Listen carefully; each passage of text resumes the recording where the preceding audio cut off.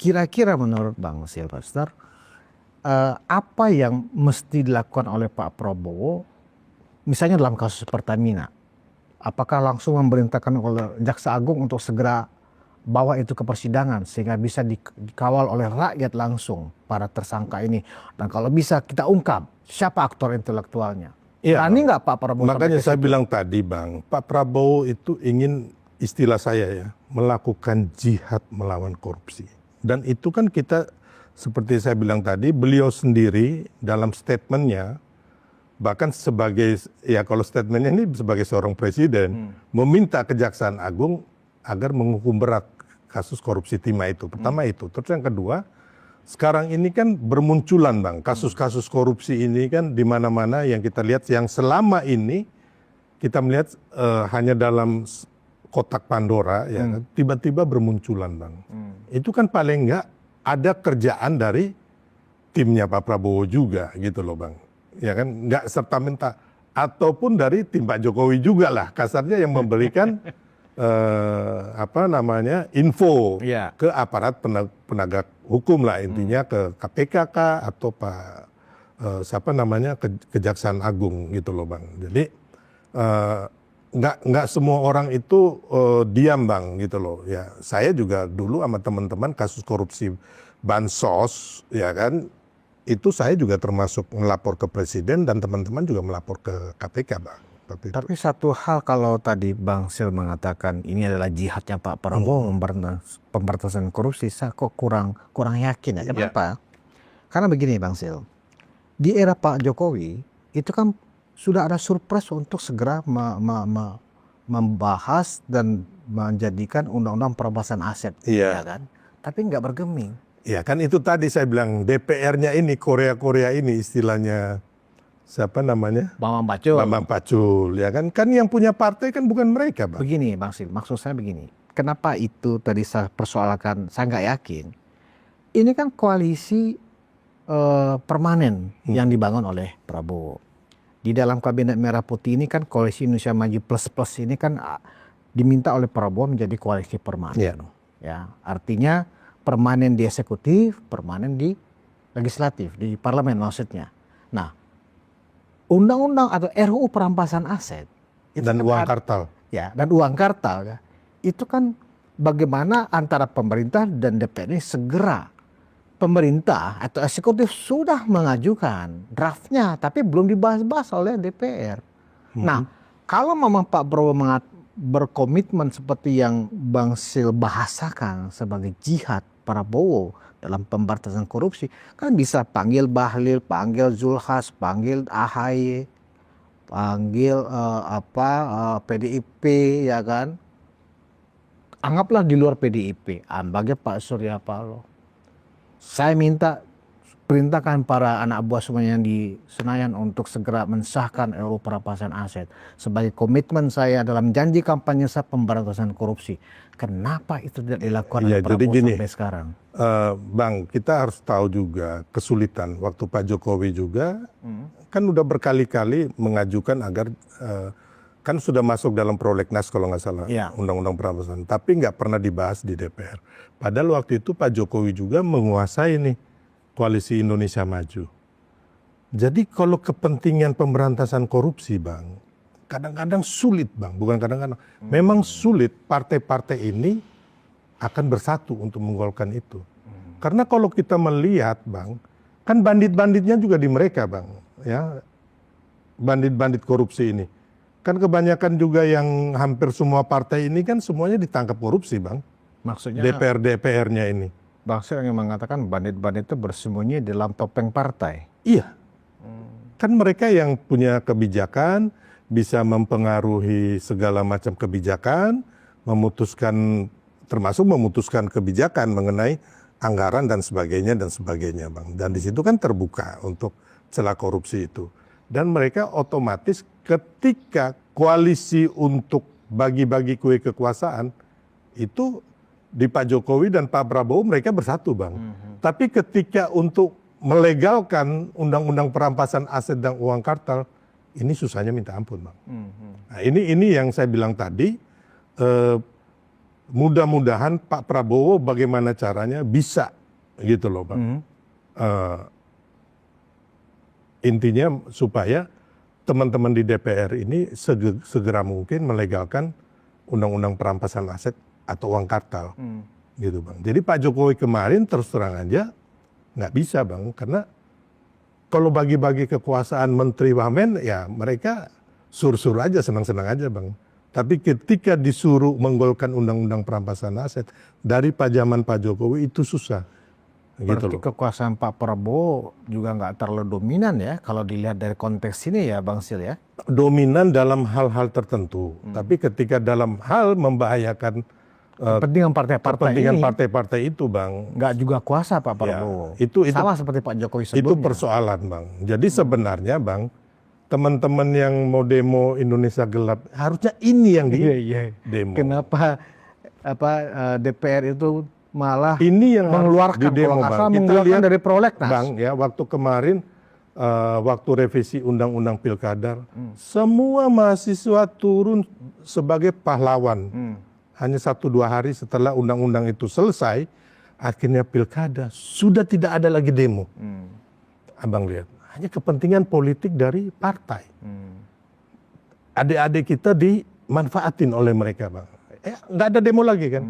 Nah, kemarin waktu Hasto sebelum dijadikan tersangka, demo Indonesia gelap Bang. Bahkan demo juga di KPK. Sekarang ada demo lagi nggak Bang, saya tanya, hari ini? Demo Sritek. Hah? Demo yang PHK massal di karyawan Sritek.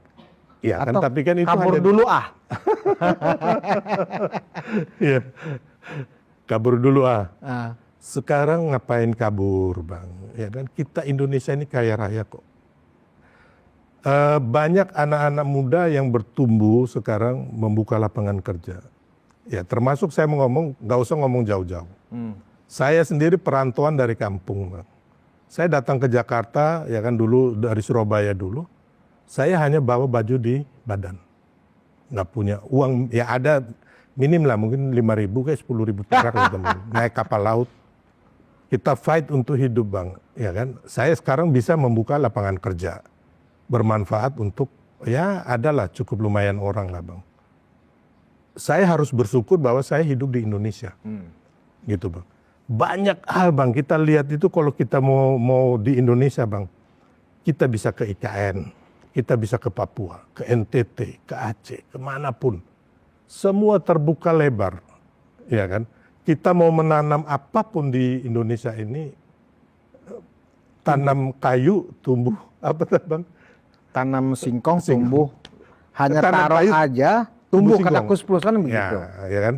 Terus sekarang ini banyak kayak di TikTok, media sosial, orang yang bukan siapa-siapa, bahkan ada kakek-kakek tua itu Bang, sebagai istilahnya afiliator atau apa ya itu. Dia hanya jualan, ayo beli ini. Ya.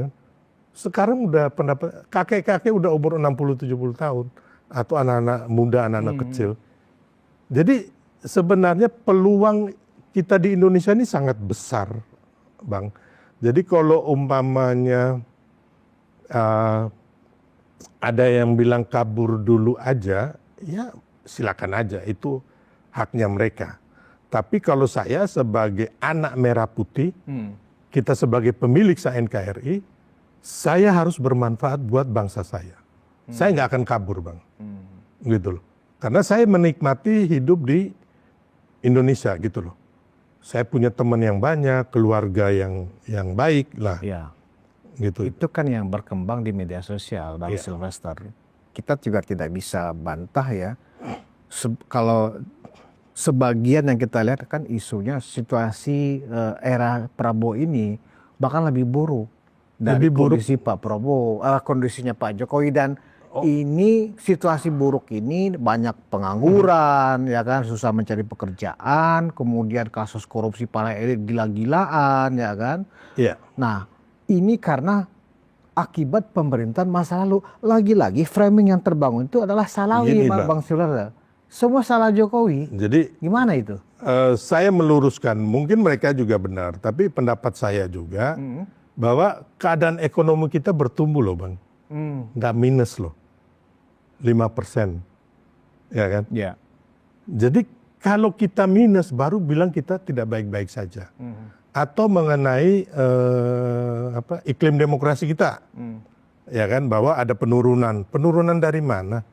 Saat ini semua orang bisa caci maki orang sebebasnya di media sosial. Siapapun bisa berdemo Bang.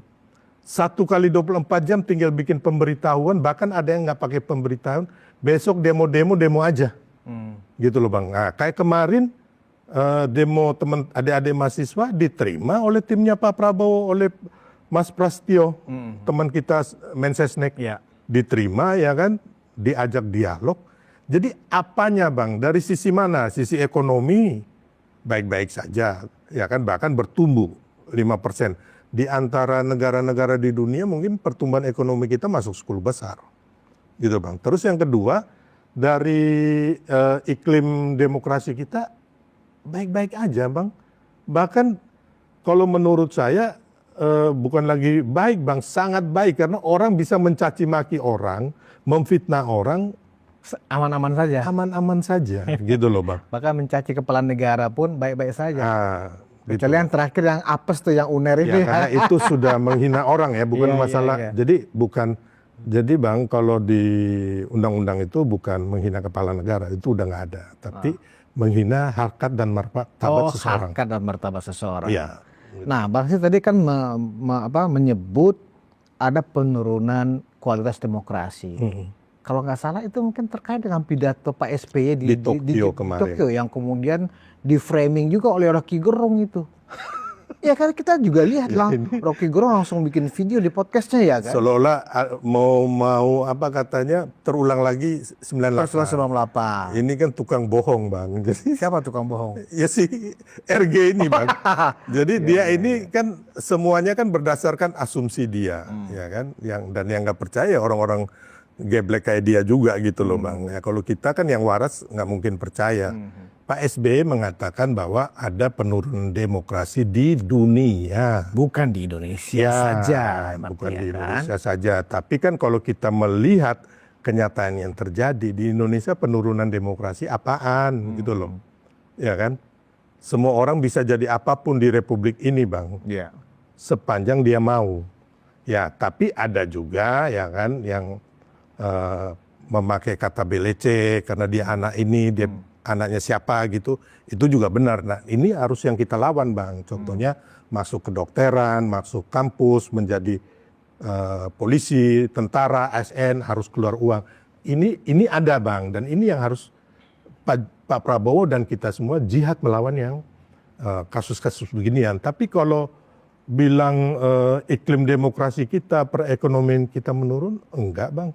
Jadi Bang Sylvester membantah framing Ya nggak ada lah Bang. propaganda yang sampai hari ini juga masih Ya jadi gencar kalau bahwa kita ini sudah semakin rusak itu karena Pak Jokowi. jadi orang-orang seperti Rocky Gerung ini tidurnya kelamaan banget, tidurnya miring.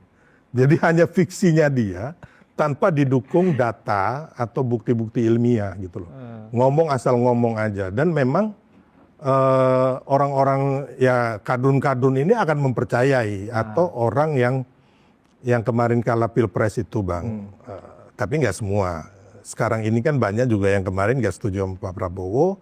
Kita lihat udah mengakui bahwa Pak Prabowo itu tidak seperti monster Orde Baru yang selama ini mereka bayangkan. Contohnya kemarin saya lihat Pak Don Bosco Salamun ya, Iya. podcast di sini, ya kan. Ternyata setelah bertemu Pak Prabowo, ternyata Pak Prabowo ini tidak seperti yang mereka bayangkan. Walaupun dulu mereka kayaknya dukung Ganjar kan, nggak dukung Pak Prabowo. Tapi kemarin Pak Prabowo mengundang semua Pemret, Bang. Padahal itu positif, tapi masih ada nih Bang, kadrun-kadrun ini mengatakan bahwa itu pembungkaman. Pembungkaman dari mana? Orang semuanya diperlihatkan gitu loh, Pemret ini siapa aja, Bang Karni Ilyas yang berseberangan juga sering diundang juga, ILC, ya kan. Jadi kembali lagi Bang, memang ada Bang residu yang ya orang-orang bayaran seperti Rocky Gerung ini Bang, pasti akan ngomong begitu sesuai pesanan siapa yang bayar dia gitu loh. Dan semua kan makanya saya paling bukan nggak ini ya bang, nggak respect sama orang ini, ya kan, karena selalu bohong dan memfitnah orang. Tidak ada kebenaran pun dari mulut dia. Kalau dia selalu mengatakan kerangka akademik dan teoritis yang dia pakai itu dari mana kerangka akademisnya bang? Kalau saya ngomong kita bernegara ini berdasarkan konstitusi, buktikan secara konstitusi, gitu loh bang. Apanya yang kau hebat? Nggak ada bang, gitu loh. Jadi memang saat ini Bangsir semuanya membantah itu semua ya, bahwa Indonesia baik-baik saja sebenarnya. Indonesia ini Dan kita gini bang. Perkawanan atau Pak Jokowi ada bersama Pak Prabowo, Pak SBY ada bersama Pak Prabowo, itu kan sebuah kekuatan besar mestinya. Nggak perlu ada kekhawatiran bahwa dibangun kecemasan, kekhawatiran di tengah masyarakat, ya kan? Itu sebenarnya hanya bagian dari masih residu pilpres. Ya makanya kan gini bang, sebagai anak bangsa merah putih yang mencintai negeri ini, ya kan, kita ini bang bukan pengontrak di sini.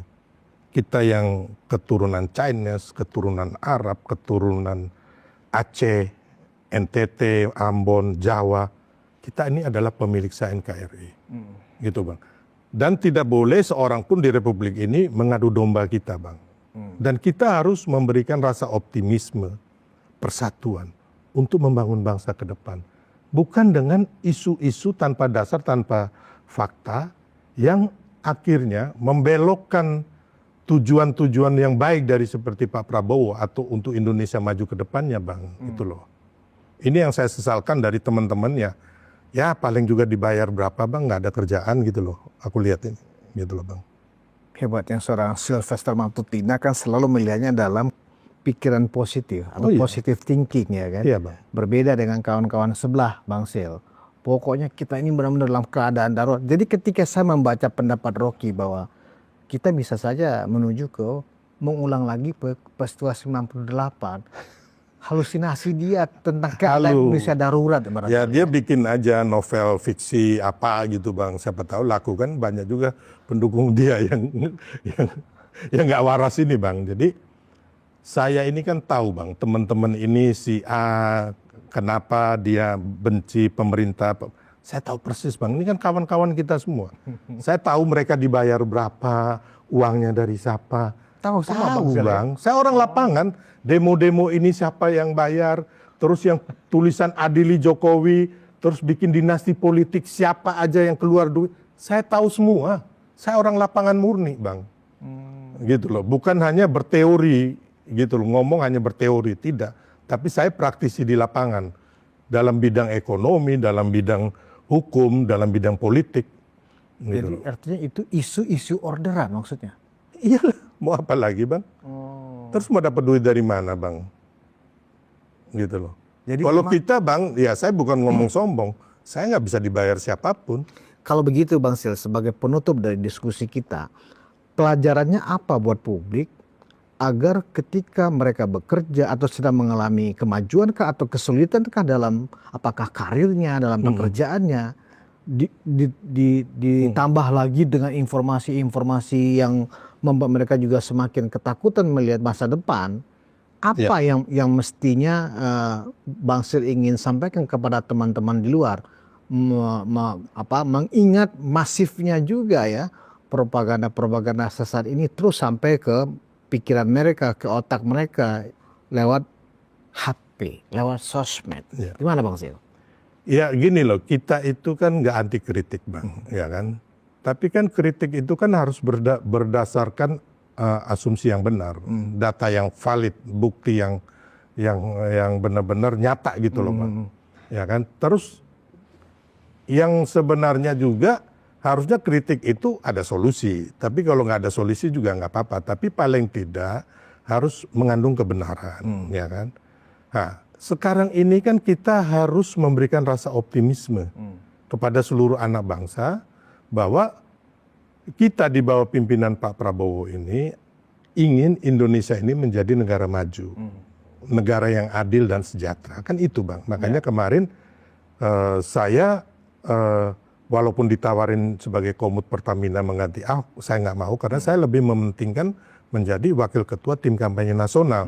Karena kita bukan ngomong kepentingan saya, tapi kepentingan bangsa saya, anak cucu saya, Bang.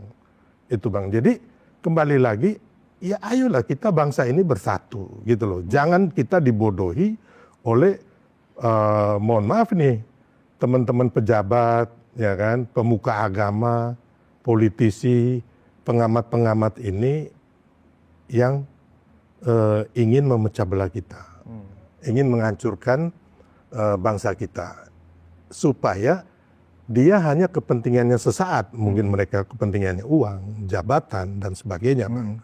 Tapi kan kita harus melihat yang kedepannya ini kan bukan buat kita juga, Bang, buat anak cucu kita, itu yang penting, gitu loh, Bang. Terus yang kembali lagi mengenai yang abang tadi kan masih masalah PHK ya, mengenai Sritek. Yang abang tadi bilang sekarang ini banyak pengangguran. Itu kalau misalnya Sritek itu aja sekonyong-konyong 10.600 karyawan Sritek di PHK. Ditambah keluarga, anggap satu orang tuh punya 2 orang saja, ya sudah hampir sekitar 60 ribuan orang, Bang Sil. Sementara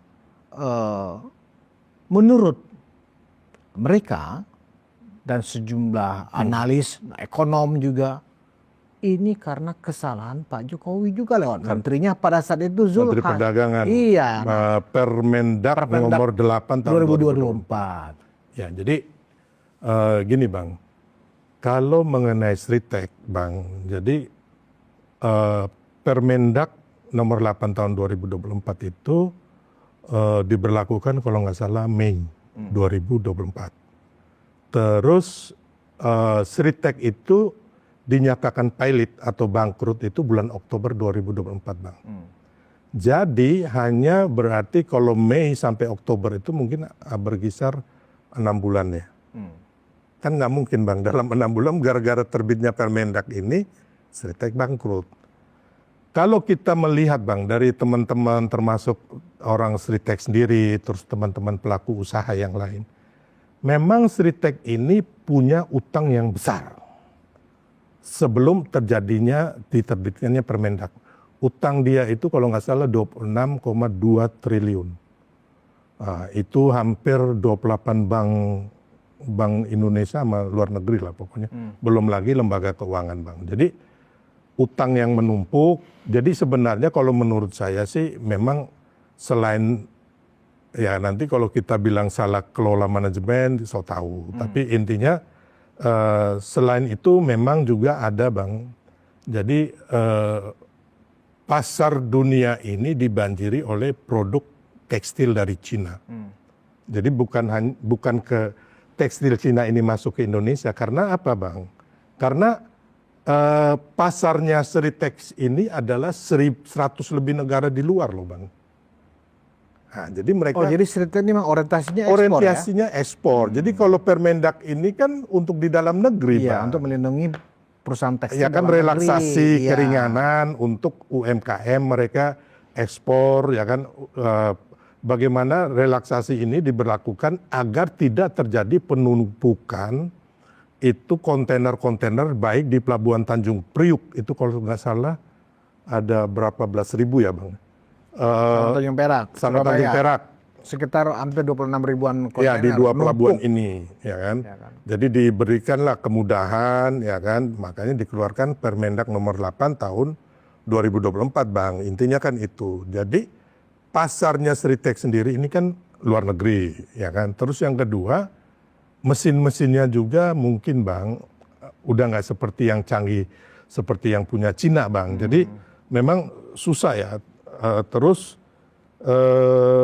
market ya, yang paling penting itu market yang menurun, Bang. Gitu. Marketnya mereka ini nggak bisa ngelawan produk Cina yang memanjir di luar. Kalah bersaing berarti. Ya, jadi dan mereka sendiri sudah punya utang yang banyak atau krisis keuangannya ini kan sudah dari lama, berapa tahun lalu. Kan mereka minjem duitnya udah lama. Terus kenapa pilot? Ya karena digugat, Bang, gitu loh, Bang. Ya kan, ya digugat akhirnya putusan pengadilan menyatakan dia pilot, ya pilot Bang, gitu loh. Dibuat Jadi oleh bukan para pemberi utang. iya, gitu loh Bang. Jadi saya bilang tadi range waktu terbitnya Permendak 8 tahun 2024 bulan Mei ke bangkrutnya ini apa namanya? Bulan Oktober 2024 kan nggak matching gitu loh Bang. Kecuali Permendak ini dikeluarkan 2-3 tahun sebelumnya. Berarti kalau ada menyebut Permendak itu justru membuat pasar domestik Sritek itu terganggu karena mempermudah barang-barang Cina, barang-barang tekstil Cina masuk, itu salah berarti ya? Iya dong, sekarang pasar domestiknya Sritek berapa banyak? Kan dia kan sebenarnya Bang, fokusnya kan pasar ekspor luar negeri ke kalau menurut mereka sendiri kan hampir 100 negara di dunia. Dan mereka tidak bisa bersaing dengan produk-produk Cina yang mungkin lebih baik dan lebih murah Bang, gitu loh. Jadi bisa dikatakan Sritek ini collapse ya secara keuangan karena antara pemasukan ya karena produksi menurun, karena pasar kalah ya kan, pembelinya menurun ya kan, karena kalah bersaing dengan Cina, anggap begitu, ditambah dengan peraturan Menteri Perdagangan, bukan karena Gini Bang, kita harus ya ini saya mengingatkan kepada semua pengusaha ya, saya juga pengusaha ataupun semua apa namanya pelaku bisnis. Nomor 1 itu Bang, sampai nomor 9 adalah market. Nomor 1 market, nomor 2 market Bang. Itu yang paling penting dulu. Ya kan, sehebat apapun pabrik, sehebat apapun manufacturer ataupun yang lain, kalau nggak ada market mau bikin apa? Berarti kalau pemerintah ingin menyelamatkan PT Sritek, artinya dengan niat pemerintah kan bagus ya sebenarnya. DPR supaya kan bisa kemarin mempekerjakan kembali. DPR mengusulkan agar dana dari Danantara diinjeksi ke Sritek kan. Ya. Kalau saya nggak setuju Bang. Kenapa? Kan itu berarti membantu mengurangi yang darinya PHK menjadi bekerja lagi. Ya. Kenapa Bang Sil nggak setuju? Sekarang gini, utang dia aja 26,2 triliun. triliun, ya kan. Belum lagi untuk operasional kembali, Bang. Itu nggak tahu berapa triliun lagi, Bang. Terus sekarang marketnya bagaimana? Yang penting kan sekarang marketnya dulu, Bang. Kecuali sudah ada market yang pasti, ya kan. Mereka udah menandatanganin kontrak, LOI kah, MOU kah, dan sebagainya dengan luar negeri. Oh, ternyata kami sudah mempunyai pasar kira-kira nilainya segini gitu ya. Nilainya lebih dari utang atau iya. pas gitu kan. Ya itu bisa jadi. Ya kan dengan restrukturisasi dan sebagainya bisa Bang. Tapi kan Danantara ini kan harus profit oriented Bang. Dia bukan dinas sosial. Gitu loh Bang. Jadi saya nggak setuju. Jadi pengelolaan Danantara ini harus benar-benar memberikan keuntungan Bang untuk Danantara, ya kan, yang hasil akhirnya agar memberikan pertumbuhan ekonomi Bang, gitu. Nah, kalau masalah Sritek, ya kan, untuk yang sekarang tenaga kerja, ya saya bilang tadi, ya pemerintah bisa membina gitu loh Bang. Teman-teman yang punya keahlian ini untuk membuat home industry atau sebagainya, tapi dengan catatan selain modal harus ada yang menyerap barang produksinya. Bukan hanya sekedar pelatihan-pelatihan. Karena menurut saya sebenarnya UMKM kita itu pelatihan itu udah nggak terlalu penting banget Bang. Yang paling penting itu adalah penyerapan hasil produksi. Sehingga mereka bisa bertumbuh dan hidup. Itu Bang. Mungkin begini Bang Sil, kenapa DPR mendorong itu, kan Danantara ini kan super holding ya dari BUMN. Salah satu tugas BUMN memang agen pembangunan. Kan itu juga Presiden juga bilang seperti itu kan, bahwa Danantara ini adalah salah satu instrumen dari pembangunan, kan begitu. Nah, artinya kalau toh kemudian DPR menyarankan ini bagian salah satu yang bisa dibantu oleh dana dari Danantara, kan begitu, untuk menyelamatkan Sritek. Ya kan, artinya tanda kutip BUMN kan ada istilah penugasan, ya seperti BUMN karya kan penugasan. Jadi nggak profit oriented murni, ya kan seperti itu. Nah, bukankah ini bisa aja kemudian diakuisisi oleh Danantara sehingga menjadi anak perusahaan dari Danantara sehingga bisa bekerja lagi, baru dilakukan kemudian restrukturisasi. Ya kan beda Bang, sekarang kan Danantara dengan BUMN yang ada ini kan beda. Kalau Danantara ini sepengetahuan saya, dia harus profit oriented Bang. Harus itu ya? Iyalah. Nggak ada istilah penugasan? Oh nggak ada Bang, gitu loh. Ya kan, kecuali BUMN yang lain ya Bang, gitu loh. Sedangkan kita lihat kondisi yang ada Bang, antara BUMN sendiri aja untuk membantu BUMN yang lain yang kesulitan modal kan banyak juga Bang. Dari PNPM atau itu juga belum tentu cair Bang. Karena kan dihitung juga. Istilahnya gini Bang, ini kan semuanya bisnis Bang. Mau ngomong apapun ini kan bisnis, ya kan? Seritek bisnis, BUMN bisnis. Ya kan? Kira-kira kita masukin duit sekian, balik nggak uang kita Bang? Itu Bang. Makanya saya bilang tadi, ya kan Bang, yang paling penting itu yang tenaga yang kerja ini Bang, kita carikan gitu loh.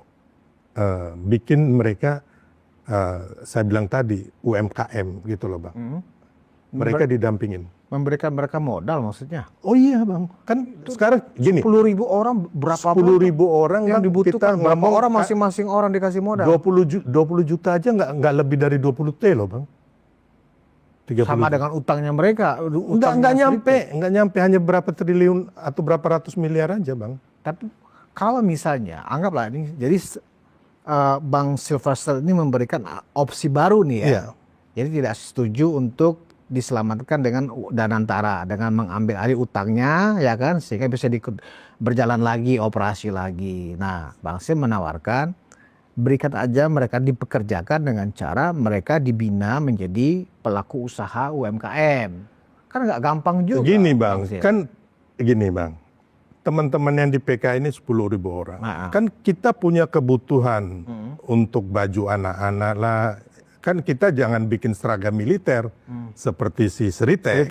Ya. Ya kan, yang kita bikin kan umpamanya kaos kaki anak kecil lah, kaos kaki anak SD lah, baju lah, jaket lah, apa yang kita bina gitu loh. Pemerintah memberikan modal dan membantu untuk marketnya Bang.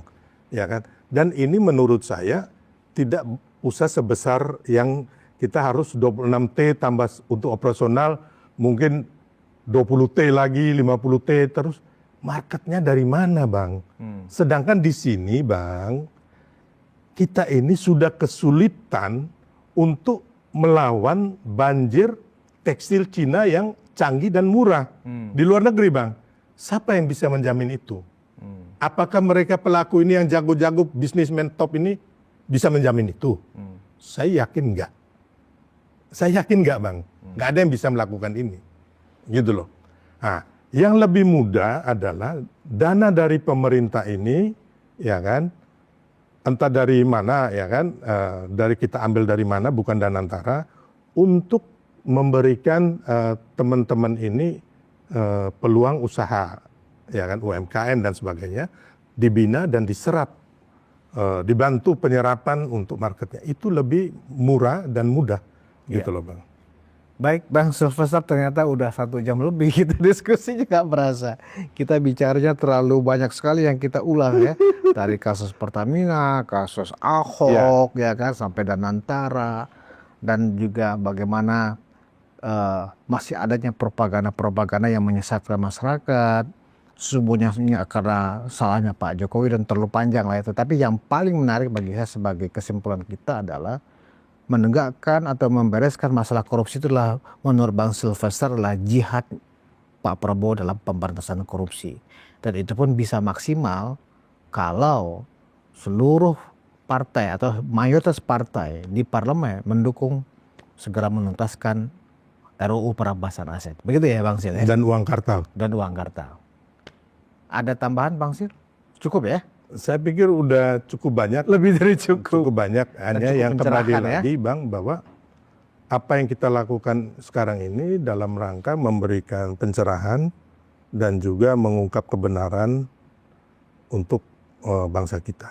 Itu yang paling penting. Dan kita harus optimis bersatu agar apa yang kita cita-citakan bersama menuju Indonesia maju ini bisa berhasil di bawah pimpinan Pak Prabowo dan Mas Gibran. Ya. Dan kita lihat Pak Prabowo dan Mas Gibran sekarang benar-benar melakukan jihad untuk itu semua. Gitu, Bang. Baik, terima kasih Bang Sylvester. Terima kasih Bang Budius. Sekali lagi suatu kehormatan saya bisa hadir di ruang konsensus dan unpacking.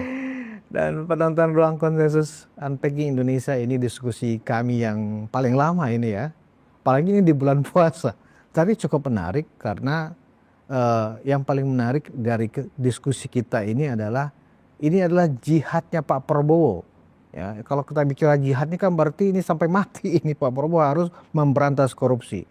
Karena tanpa komitmen yang basisnya jihad ini mungkin korupsi akan susah diberantas. Kira-kira demikian. Terima kasih atas perhatian Anda. Wassalamualaikum warahmatullahi wabarakatuh.